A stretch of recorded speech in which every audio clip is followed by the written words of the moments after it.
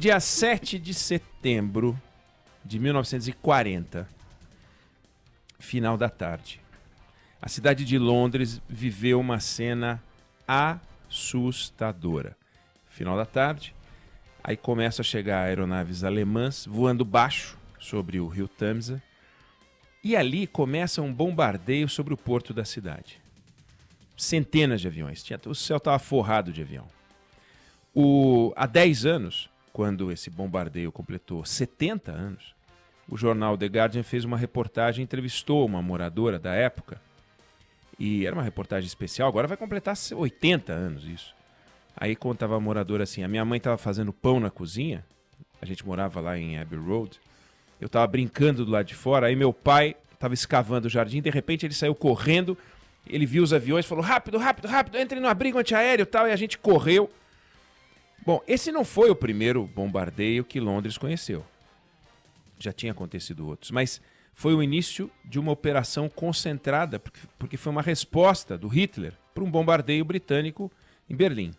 Então, aquele dia 7 de setembro de 1940 terminou com 60 navios afundados e mais de 400 mortos. Bom, aí veio o dia 8, mais bombardeios, mais 400 mortos. Aí veio o dia 9, 200 aviões alemães bombardeando Londres durante o dia, mais 170 aviões bombardeando Londres durante a noite. Quase 400 mortos de novo. Sabe quantos bombardeios, quantas noites? 57 noites consecutivas. 2 meses quase. Não pararam. Depois dessas 57 noites consecutivas, eles pararam de ser diários.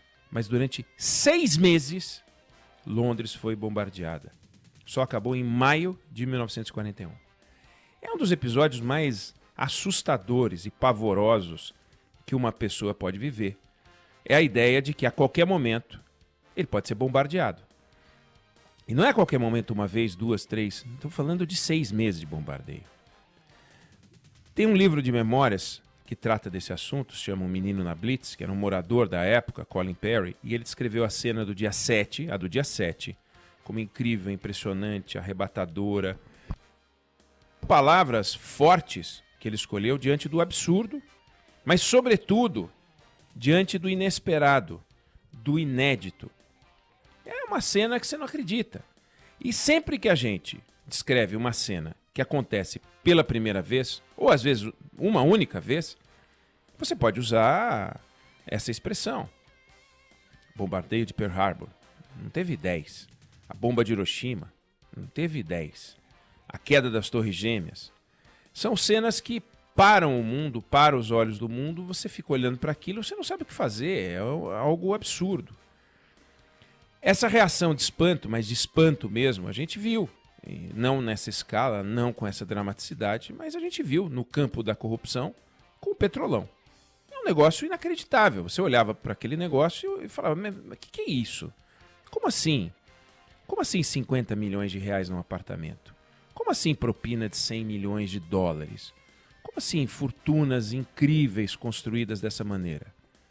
Então, se alguém fosse escrever sobre o Petrolão, e várias pessoas escreveram, analistas, colunistas, poderiam começar um artigo dizendo o brasileiro, assiste atônito, e daí começa a contar as histórias.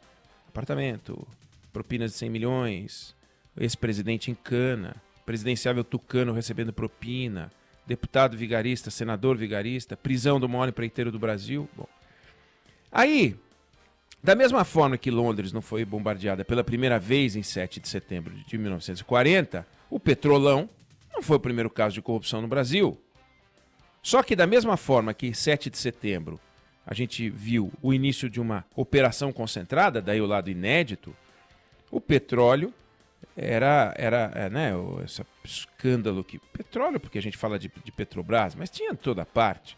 Era uma operação concentrada de roubança nunca vista. Nunca vista, pelo menos nunca descoberta, né? Vai ver, teve outras e a gente não sabe. Só que todo o trabalho de combate à corrupção, todas as histórias incríveis que a gente viveu, simplesmente serviram para prender os corruptos daquele caso, mas não serviram em nada para evitar os novos casos. Nada, absolutamente nada. A corrupção continuou na Copa do Mundo, mas e muito pesada. Teve o Mensalão Tucano, teve rachadinha. E o colunista ou analista que fosse falar desses episódios, hoje, não poderia escrever "O brasileiro assiste atônito", vendo essas histórias de esculhambação na área da saúde em todo canto do Brasil. Talvez fosse mais apropriado escrever "O brasileiro assiste anestesiado". Anestesiado. E daí conta mais um caso de corrupção, porque é do que se trata, é do que a gente está falando toda vez que a gente vai falar desses roubos que acontecem e que agora se concentraram na área da saúde. A gente acompanhou hoje cedo a prisão do ex-secretário de Saúde do Rio de Janeiro, Edmar Santos. Foi pego pela Polícia Federal em casa, suspeito de uma série de irregularidades em contratos de saúde do Estado. Ele foi exonerado em maio, tinha assumido do início do governo Witzel. Tem suspeita de fraude. O Tribunal de Contas do Estado fala de compra de respirador, oxímetro, medicamento, contratação de leito privado. O governo do Rio gastou R$ 1 bilhão em contratos emergenciais. Tem coisa incrível lá. Tem o governo pagando 36 milhões para 3 empresas para comprar 1.000 respiradores, dos quais chegaram 50. 50 dos 1.000. Com um detalhe, os promotores que estão em cima do caso chegaram à conclusão de que não tinha que comprar 1.000. Talvez 600. Então, além de pagar mais do que deve, não receber, contratou um número muito maior do que deveria, porque simplesmente as pessoas não têm a menor ideia de quantos respiradores são necessários. A gente ouve 1.000 respiradores, pensa em 1.000 sanduíches, 1.000 sapatos, não parece muito a 1.000 respiradores. Poxa vida, tem tanta gente doente, por que não 2.000 respiradores? E aí vem a roubança. Bom, no Rio, ontem, o governador do estado foi depor na Polícia Federal sobre denúncias contra ele e o governo dele. A primeira-dama do estado tem que dar explicação. Aí a gente diz, não, é o Rio de Janeiro, tem um problema no Rio de Janeiro, é um ponto fora da curva. Só que não, é a curva. Há alguns dias foi o governador do Amazonas, Wilson Lima, foi alvo de busca e apreensão, bloqueio de bens, etc., porque a Polícia Federal e o Ministério Público descobriram um monte de malandragem, também na área da saúde, também em dispensa de licitação. Prenderam a secretária da Saúde do Estado, Simone Papais. Eles compraram respirador de uma importadora de vinho. Pará, mesma coisa. Suspeita de que no governo Helder Barbalho, direcionamento ilegal para compra de respirador, no meio dessa pandemia. Evidente, precisa ter uma pandemia para você poder fazer dispensa de licitação e começar a ladroagem.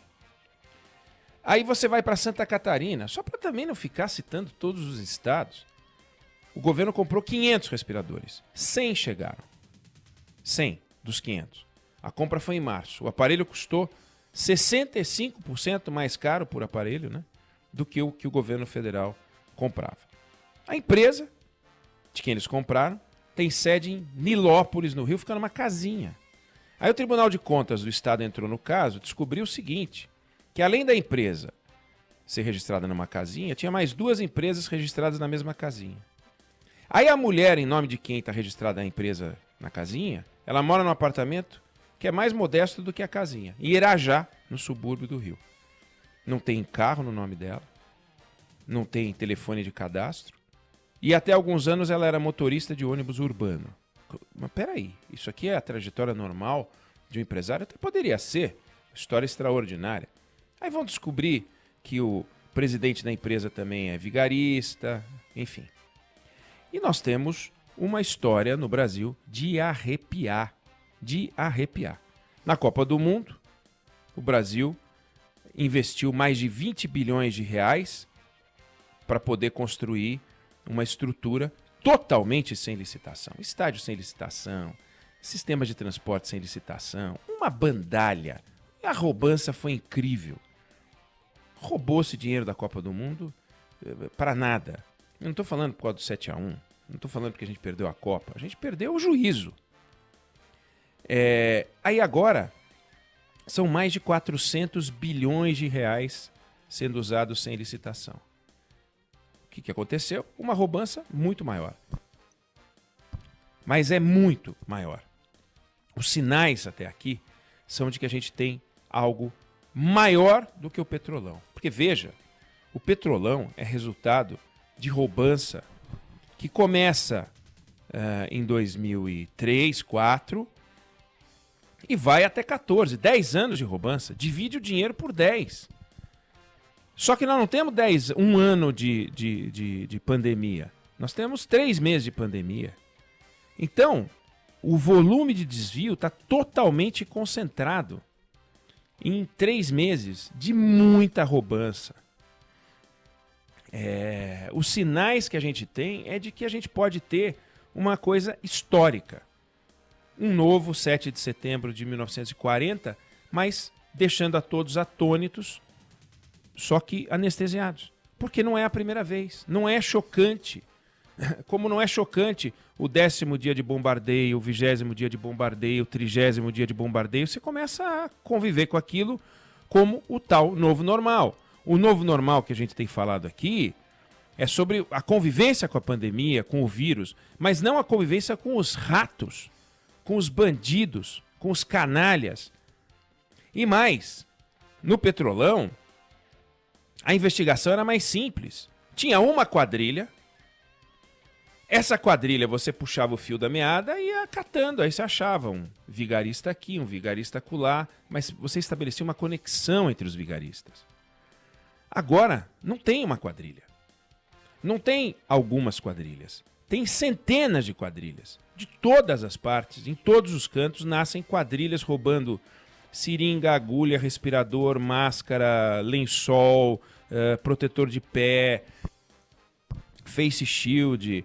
o diabo, comida, é uma coisa que é um assalto. Sabe quando vira o caminhão com comida na estrada e você vê aquelas cenas das pessoas atacando? É isso que está acontecendo. O trabalho de investigação agora é muito mais difícil. Tem rato demais para investigador de menos. A revista Foreign Policy, ela fez um artigo sobre a pandemia e ela mediu o seguinte: tem mais de 8 trilhões de dólares sendo usados mundo afora, sem licitação, de forma emergencial, sem salvaguarda anticorrupção em vigor. E a revista fala que a gente pode estar diante de uma onda de desperdício, eles chamam de desperdício, né, de fundo público, porque você pode estar só comprando mais do que devia, só fazendo o hospital de campanha mais do que devia, mas não fala, o objetivo central não é a corrupção, embora o artigo fale sobre corrupção. Mas o fato é que o que a gente está vendo é uma coisa inédita. É nojento imaginar que a ladruagem se valha da fragilidade humana, mas é justamente isso que é a corrupção. A gente conversando sobre corrupção é levado a dizer, puxa vida, mas justamente na hora de maior dor, pois é na hora de maior dor, na hora de maior fragilidade, que os canalhas atacam. A covardia é justamente ferrar o fraco. Vender como uma grande solução o investimento no petróleo, na autossuficiência, o Brasil fazendo refinarias, e a gente se enganando, achando que a gente está virando primeiro mundo. E a gente está virando primeiro esgoto. É isso que é o Petrolão. É um gesto de covardia. E é isso que é esse covidão. Um gesto de covardia. Uma covardia que faz com que as pessoas imaginem que todos se unem para tentar melhorar, quando na verdade a ratatouille, os vigaristas se mexem como podem. Então, toda a força aos investigadores para a gente tentar. Não vai conseguir desbaratar todas as quadrilhas. Mas olha, os que caírem têm que pagar o preço dessa nojeira sem tamanho, como a gente está vendo nesses estados todos, as pessoas pegando dinheiro sem nenhuma cerimônia.